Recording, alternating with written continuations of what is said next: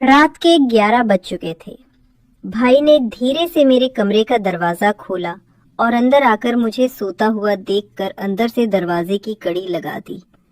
मैं भी सोने का नाटक ही कर रही थी। कमरे में हम दोनों के सिवा और कोई भी नहीं था। मुझे अच्छे से मालूम था कि मेरा भाई आधी रात को मेरे कमरे में किस लिए आया है। मैं भी बिस्तर पर आंख बंद करके ऐसी पड़ी थी जैसे बहुत ही गहरी नींद में हूँ। उसके बाद जो भाई मेरे साथ करने वाला था वह मुझे मालूम था, पर मैं भी उसे रोकने की कोशिश नहीं करती थी। क्यों नहीं रोकती थी, इसका जवाब आपको कहानी में आगे मिलेगा। आखिर यह सब कैसे शुरू हुआ और भाई को सबसे ज्यादा मेरे में क्या पसंद था। पूरी कहानी जानने के बाद आपके होश उड़ जाएंगे कि कैसे उसने मुझे सिर्फ अपनी उंगली से हेलो। दोस्तों, मेरी उम्र 21 साल थी। मैं सेकेंड ईयर की स्टूडेंट थी। उन दिनों गर्मी शुरू हो चुकी थी, इसलिए हमें कॉलेज से छुट्टियां मिल गई थी। रोज की तरह आज भी पूरे घर की सफाई करने के बाद मैं अपने बिस्तर पर आराम कर रही थी। थकावट इतनी ज्यादा थी कि ऐसा लग रहा था जैसे पूरा बदन अकड़ गया हो। मैं अपने बिस्तर पर लेट सुकून पाने की कोशिश कर रही थी और हाथों से अपने सिर की मसाज कर रही थी। तभी मेरी एक आवाज सुनकर मेरा भाई विक्की बंद कमरे में आया और कहने लगा, क्या हुआ दीदी, तबीयत तो ठीक है? मैंने कहा, क्या बताऊं भाई, मम्मी सारा काम मेरे सर पर डालकर चली जाती है। कॉलेज की छुट्टियां क्या हुई, सारे घर की जिम्मेदारी मुझ पर आ गई है। ऊपर से नौकर भी छुट्टी पर है। मुझसे नहीं होते ये घर के काम। मेरी बात सुनकर वो मेरे पास बैठ गया और कहने लगा, मेरी प्यारी बहन, कोई बात नहीं, मैं अभी तुम्हारे लिए दूध लेकर आता हूँ। उसे पियोगी तो सुकून मिलेगा। विकी की बात सुनकर मैं मुस्कुरा दी और कहा, बस तुम खाना बाहर से ले आना, मैं थोड़ी देर सो जाऊंगी। इसके बाद वो वापस दूध लेकर आया। उसे देखकर मुझे उस पर बहुत प्यार आया। सच में दुनिया में बहुत कम ही ऐसे भाई होते हैं जो अपनी बहनों का इतना ख्याल रखते हैं। मैंने उसे ढेर सारी दुआएं दी और उसका लाया हुआ दूध पीने लगी। दूध पीने के बाद मैंने गिलास एक साइड पर रखा और लेट गई। विकी कहने लगा, चलो मैं तुम्हारा सिर दबा देता हूँ, तुम आराम से सो जाओ। वो मेरे सिरहाने बैठ गया और अपने हाथों से मेरा सिर दबाने लगा। मुझे धीरे धीरे सुकून मिलने लगा और दर्द भी कम होने लगा। मैं आंखें मूंद कर सोने लगी और गहरी नींद में चली गई। मुझे पता ही नहीं चला कि घंटों तक मैं सोती रही। मेरी आंख मम्मी की आवाज से खुली। मैं हड़बड़ाकर उठी। सिर बुरी तरह बोझिल हो रहा था। घड़ी पर नजर डाली तो रात के 10 बज रहे थे। मुझे एकदम झटका सा लगा। बड़ी अजीब बात थी कि पापा ऑफिस से वापस आ चुके थे। शायद थकावट की वजह से मुझे वक्त का एहसास ही नहीं हुआ। जैसे ही उठकर 2 कदम चली, मुझे चक्कर आ गए। आंखों के आगे अंधेरा छा गया। अगर दीवार का सहारा ना लिया होता तो यकीनन गिर जाती। फ्रेश होकर बाहर आई तो देखा खाने की टेबल पर सब मेरा ही इंतजार कर रहे थे। मैं जाकर आराम से कुर्सी पर बैठ गई। विकी मुझे देखकर मेरी प्लेट में खाना डालने लगा। फिर मम्मी से कहने लगा, मम्मी, अन्नू पर काम का बोझ थोड़ा कम डाला करें। अगर अन्नू नहीं आ रही है तो उसकी जगह किसी और को रख लें। ये बेचारी सारा दिन काम करके थक जाती है। देखे तो इसकी रंगत भी पीली पड़ चुकी है। मेरी हालत वाकई खराब हो चुकी थी। मैं बहुत थकी हुई महसूस कर रही थी। मम्मी और पापा दोनों ही जॉब करते थे, क्योंकि सिर्फ पापा की नौकरी से घर चलाना मुश्किल था। ऊपर से हमारी पढ़ाई के खर्चे भी कुछ कम नहीं थे, इसलिए मम्मी भी उसी कंपनी में काम करती थी जहां पापा नौकरी करते थे। मैं और विक्की कॉलेज जाते थे, मगर अभी गर्मियों की रिड्यूसेस से छुट्टियां थी, इसलिए हमें घर पर ही रहना पड़ रहा था। मैंने ये बात नोट की थी कि पिछले कुछ दिनों से विकी मेरे साथ कुछ ज्यादा ही जुड़ गया है। जब से मेरी छुट्टियां हुई थी वो मेरा बहुत ख्याल रखने लगा था। अगर मैं घर का कोई काम कर रही होती तो आकर मेरी मदद करने लगता। अगर मैं थक जाती तो मेरा सिर दबाने लगता। मैं उसे मना करती मगर वो कहता, नहीं, तुम थक चुकी हो, इतना काम करती हो, मेरा हक है कि मैं तुम्हें सुकून पहुंचाऊं। मैं भी चुपचाप लेटी रहती। लेकिन एक रात जो कुछ हुआ उससे मेरे होश उड़ गए। क्या विक्की कभी ऐसा कर सकता है? उस रात मैं अपने कमरे में सो रही थी। आधी रात को मुझे महसूस हुआ जैसे कोई मेरे कमरे में आया हो। वो आहिस्ता आहिस्ता चलता हुआ मेरे बिस्तर के करीब आ रहा था। भले ही मैं सोने की कोशिश कर रही थी मगर मेरा दिमाग पूरी तरह जाग रहा था। मैंने अचानक हड़बड़ाकर आंखें खोल दी। कमरा अंधेरे में डूबा हुआ था। जब मैंने चारों ओर देखा तो कमरे में कोई नहीं था, बस दरवाजा थोड़ा खुला हुआ था। मैं हमेशा सोने से पहले दरवाजा बंद करके सोती थी, फिर ये कैसे खुल सकता था? नींद से भरी आंखों से उठकर मैंने दरवाजे को बंद किया और लॉक कर दिया। फिर पलटकर बिस्तर पर सोने चली गई। मेरी आंखें बंद होते ही एक बार फिर मुझे किसी के चलने की आहट सुनाई दी, जैसे कोई मेरे बिस्तर के पास बैठ रहा हो। ऐसा लगा जैसे कोई अपना हाथ मेरी ओर बढ़ा रहा हो। डरते हुए मैंने पलट कर देखा, लेकिन वहां कोई नहीं था। घबराहट के मारे मेरी सांसें तेज हो गई थी। मैंने तुरंत उठकर कमरे की लाइट ऑन की। दरवाजा खोलकर बाहर भी देखा, मगर वहां भी कोई नहीं था। आज से पहले ऐसा कभी नहीं हुआ था जो अब हो रहा था। मुझे प्यास लगी तो मैं कमरे का दरवाजा खोलकर बाहर निकली। उसी वक्त विक्की भी अपने कमरे से बाहर निकला। मुझे देखकर उसने पूछा, क्या बात है, आप अभी तक जाग रही हैं? मैंने जवाब दिया, कुछ नहीं, बस ऐसा महसूस हुआ जैसे कमरे में कोई मौजूद हो। पानी पीकर मैं दोबारा कमरे में आ गई और पीछे पीछे विकी भी आ गया। उसने कहा, आपको डरने की जरूरत नहीं है। अगर आपको डर लग रहा है तो मैं आपके पास सो जाता हूँ।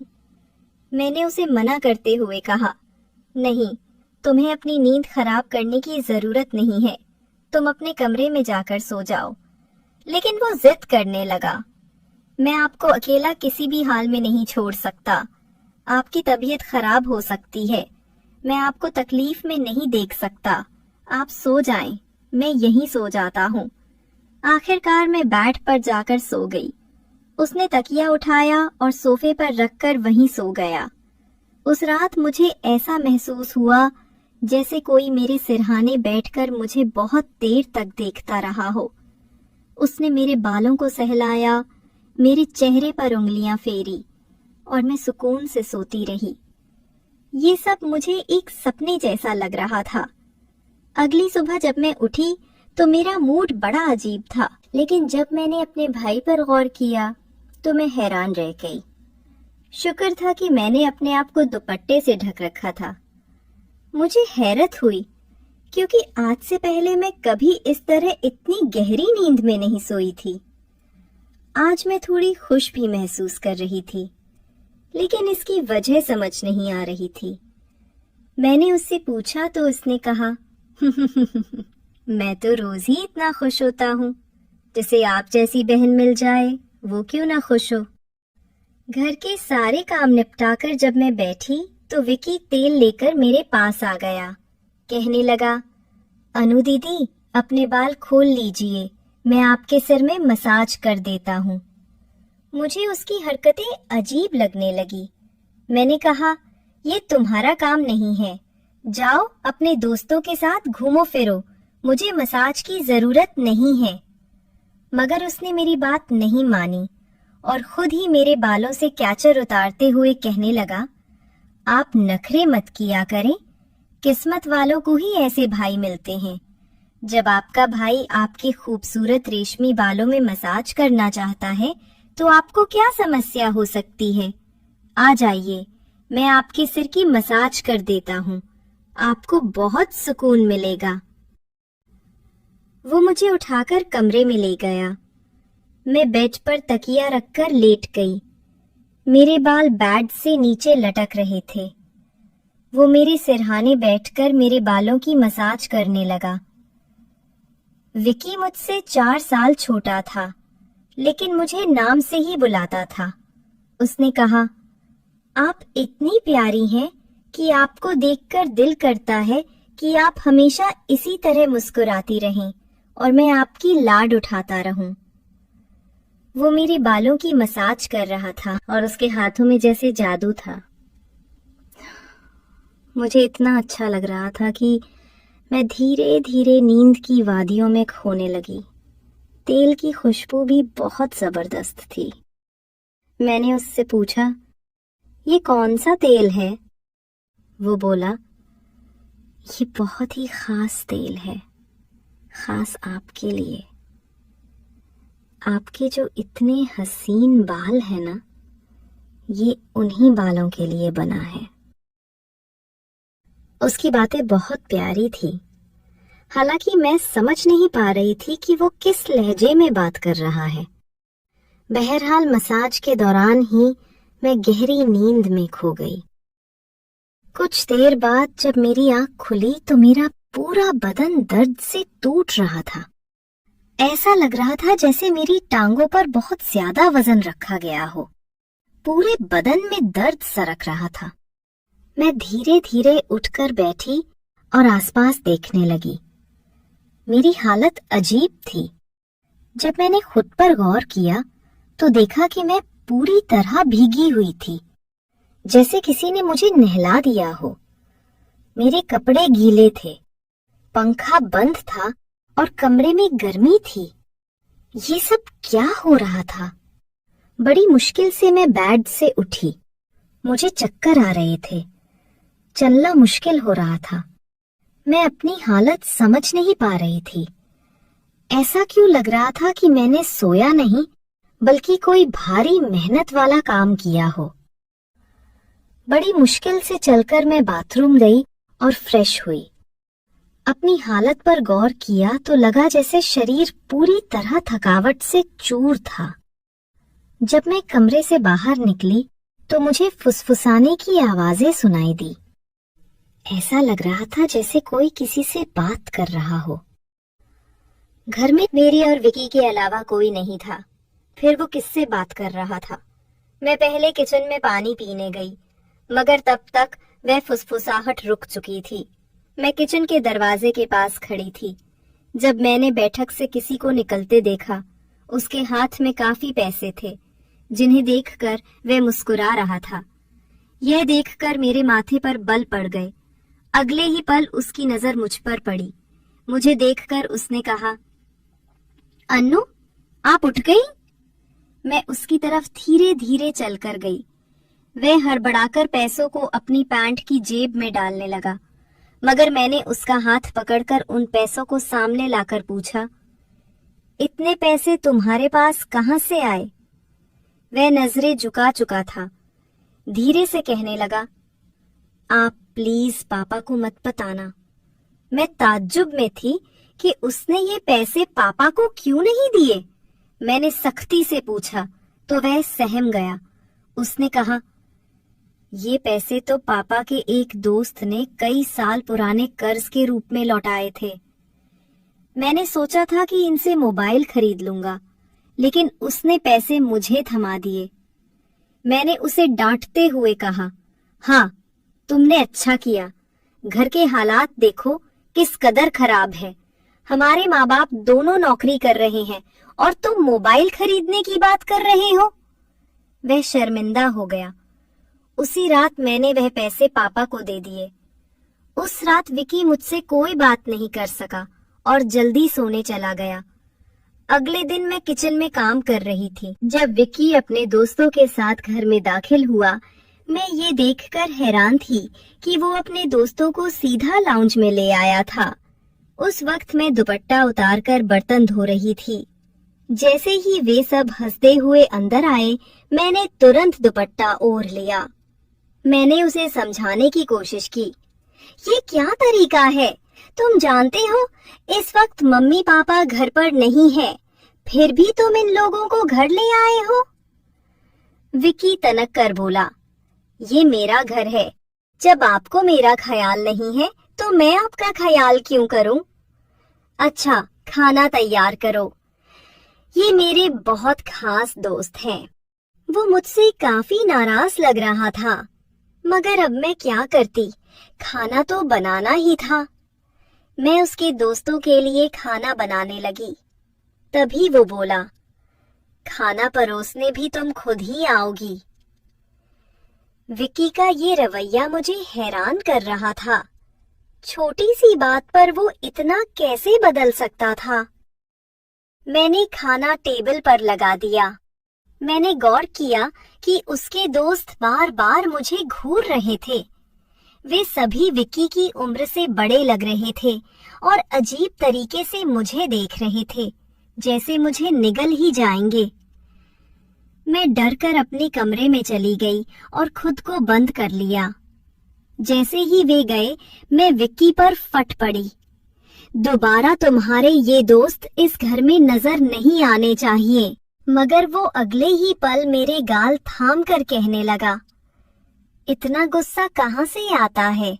वे दोबारा नहीं आएंगे, लेकिन आप इस बारे में मम्मी पापा को कुछ नहीं बताएंगी। विक्की के इस बर्ताव से मैं परेशान हो गई। वो कभी प्यार जताने लगता था तो कभी चिढ़ने। बहरहाल मैंने हामी भर दी और अपने कमरे में चली गई। मुझे विक्की की हरकतें दिन ब दिन अजीब लगने लगी थी। उस रोज भी जब मैं अपने कमरे में आराम करने के लिए सोई, तो अचानक मुझे अपने पैरों पर किसी के हाथ महसूस हुए। मैंने चौंक कर आंखें खोली तो देखा कि विक्की मेरे पैरों को अपनी गोद में रखकर मसाज कर रहा था। मैंने तुरंत उसे ऐसा करने से मना किया, मगर वो कहने लगा, मैं जो कर रहा हूँ मुझे करने दो। इस घर में एक मैं ही हूँ जिसे आपकी इतनी फिक्र है। मम्मी पापा को तो काम से ही फुर्सत नहीं है। मैं भी थक चुकी थी, आंखें बंद की और सोने लगी। विक्की के हाथों की मसाज से मुझे नींद आ गई, लेकिन जब मेरी आंख खुली तो मेरे होश उड़ गए। मेरा सिर बुरी तरह चकरा रहा था। बिस्तर की चादर बिल्कुल बेतरतीब हो चुकी थी। बिस्तर पर एक शर्ट और एक मेल परफ्यूम पड़ा था। ये सामान किसका था? मैं कुछ बोल नहीं सकी। मेरे सिर में इतनी तेज दर्द था कि मैं फिर से बिस्तर पर गिर गई। ऐसा लग रहा था जैसे किसी ने मुझे बेहोशी की दवा पिला दी हो। पास में फुसफुसाने की आवाजें आ रही थीं, मगर कौन बोल रहा था ये मैं पहचान नहीं सकी। मुझे सिर्फ विक्की की आवाज सुनाई दे रही थी। ऐसा लग रहा था जैसे वो मेरे कमरे में मौजूद हो और मुझे उठाने की कोशिश कर रहा हो। कुछ देर बाद जब मेरी आंख खुली तो सारा दृश्य मेरी नजरों के सामने घूमने लगा। मैंने सबसे पहले बेड की तरफ देखा, जहां पहले शर्ट और परफ्यूम पड़े थे, मगर अब वहां कुछ भी नहीं था। आज फिर मेरी हालत बहुत अजीब थी। मैं कोई बच्ची नहीं थी जो ये सब कुछ समझ न पाती। घर में मेरे और विक्की के अलावा और कोई नहीं था। फिर मेरे सोने के बाद ऐसा क्या होता था कि मेरा पूरा शरीर पानी से नहला दिया गया हो? सिर्फ इतना ही नहीं, मेरा शरीर दर्द से चूर था और रंगत भी बिल्कुल पीली पड़ चुकी थी। दिन ब दिन विक्की मेरे करीब आने की कोशिश कर रहा था, मगर मैं हर बार कोई ना कोई बहाना बनाकर अपने कमरे में चली जाती थी। मेरे दिमाग में अजीब अजीब से विचार आने लगे थे।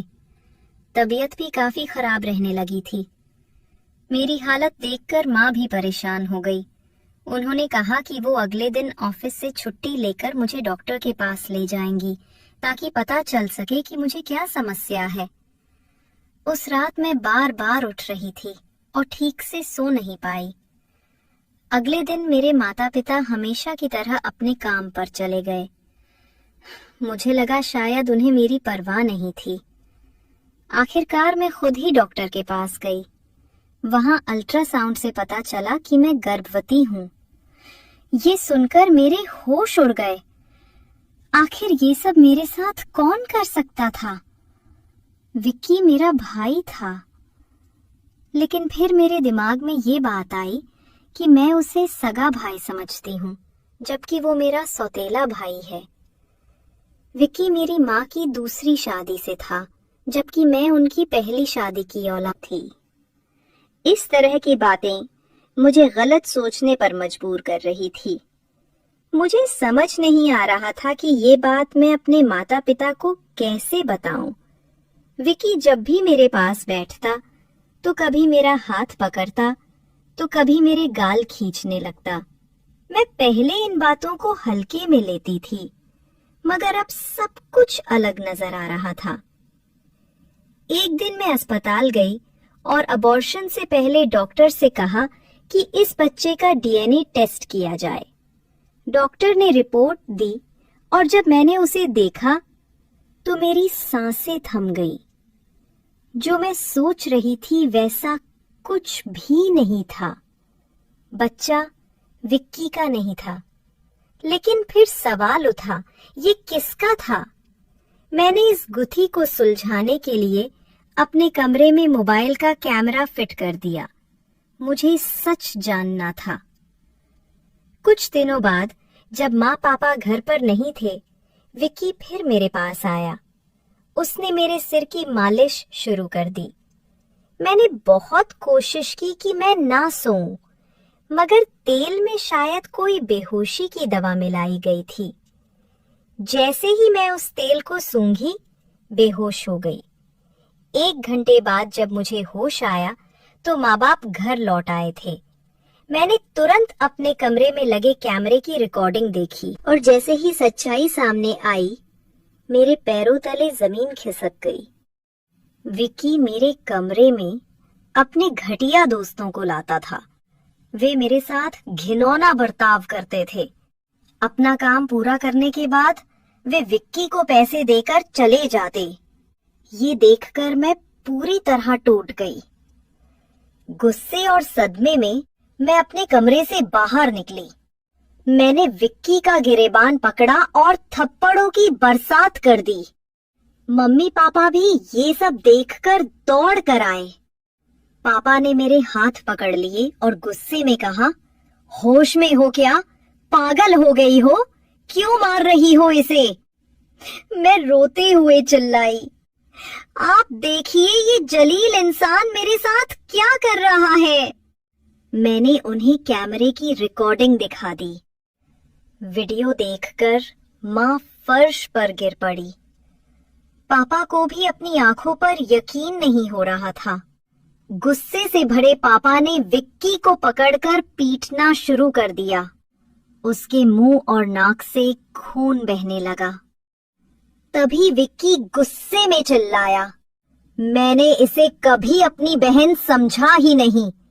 मुझे पैसों की जरूरत थी और लोग इसके लाखों रुपए देने को तैयार थे। मुझे अपनी जरूरतें पूरी करनी थी, इसलिए मैंने ये कदम उठाया। अपनी बहन की जिस्म फरोशी करवाई। इस पूरे मामले में गलती किसकी थी?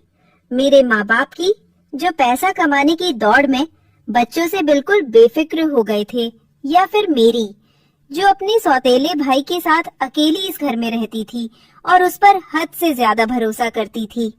मैंने उसे हमेशा सगा भाई समझा, मगर वह मेरा भरोसा तोड़ गया। तो दोस्तों, अपनी और अपने परिवार की सुरक्षा को लेकर हमेशा सतर्क रहें।